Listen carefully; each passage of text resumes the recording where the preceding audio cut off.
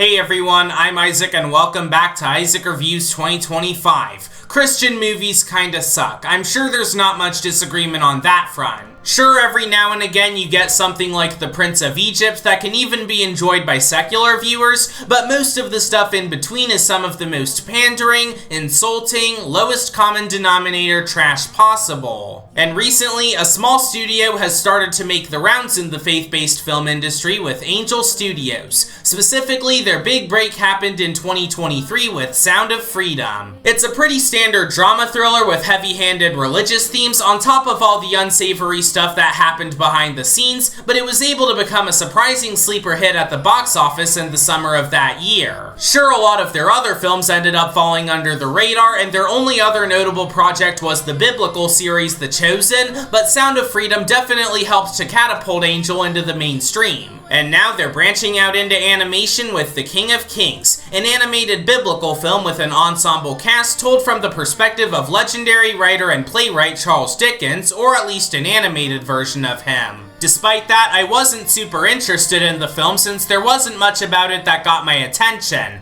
That, and I'm not super religious to begin with. But I mean, it was playing in my area, so I figured I might as well check it out anyway. And it may not be the worst faith-based film out there, but it was still pretty bad. Like I mentioned earlier, the film centers around Charles Dickens telling the story of Jesus to his son Walter, and as his father narrates the stirring tale, Walter becomes captivated with the events of the Messiah's life. One of the biggest problems I had with The King of Kings was how it implemented this storytelling device. Sure, it's a bit different than just showing Jesus' life in a more straightforward way, but it ends up making the tone feel inconsistent with it trying to be more humorous and goofy, especially with Dickens' son Walter, who can be really annoying at times. And when it does focus on the biblical aspects, it does at least show some of the major highlights of Jesus' life and teachings. Yet I can't help but feel like it doesn't really address anything nuanced about the Bible and mostly feels like a highlight reel of all the stories we've already heard. Not helping matters is that the animation also looks pretty bad.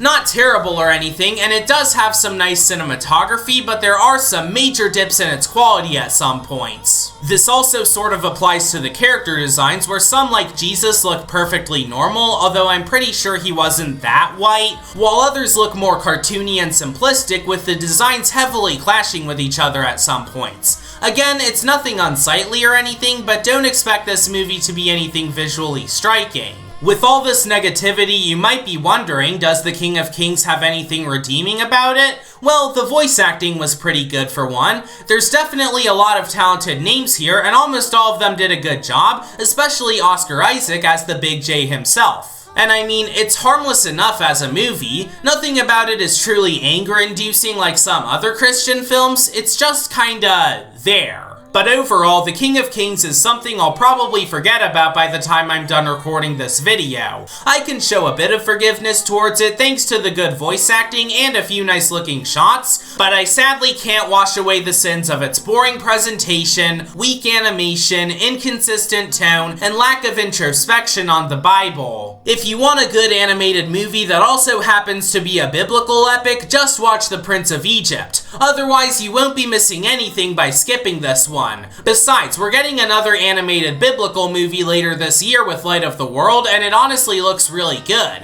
As for The King of Kings, however, it's a 3 out of 10 if I've ever seen one. I guess this version of the Christ was one that I wasn't very passionate about. Next time, I'll be reviewing something quite different from this with Sinners. Ryan Coogler is already a really talented director, and his latest film is easily his best one yet. Anyways, thanks for watching this episode of Isaac Reviews 2025. Subscribe for more videos like this, and I'll see you all later.